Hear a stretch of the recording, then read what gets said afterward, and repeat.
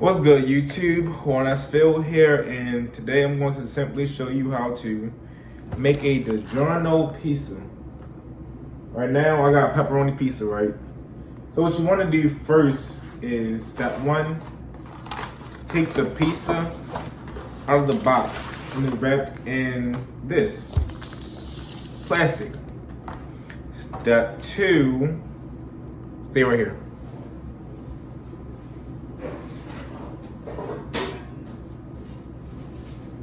Get a baking sheet, okay? Oh yeah, it should have been step one. Step one. Heat your oven to 400, right? Of course.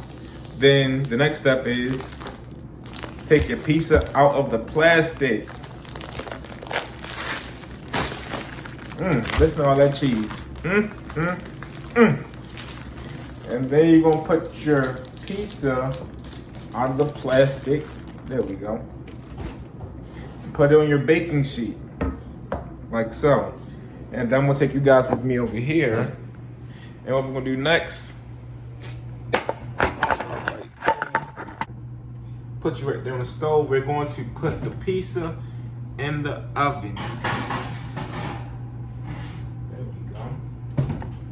And we're going to let the pizza stay in the oven for exactly 25 minutes. So I'll be back in 25 minutes.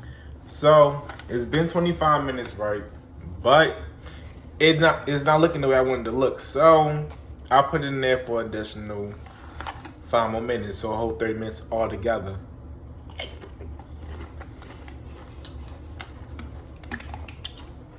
I ain't gonna lie, I'm a chips person. I love chips. So next you will see me show you the finished pizza. And after 30 minutes, this is what your pizza should look like. You know, the crust look done, pizza look melted except for that little spot right here, but it get a pass.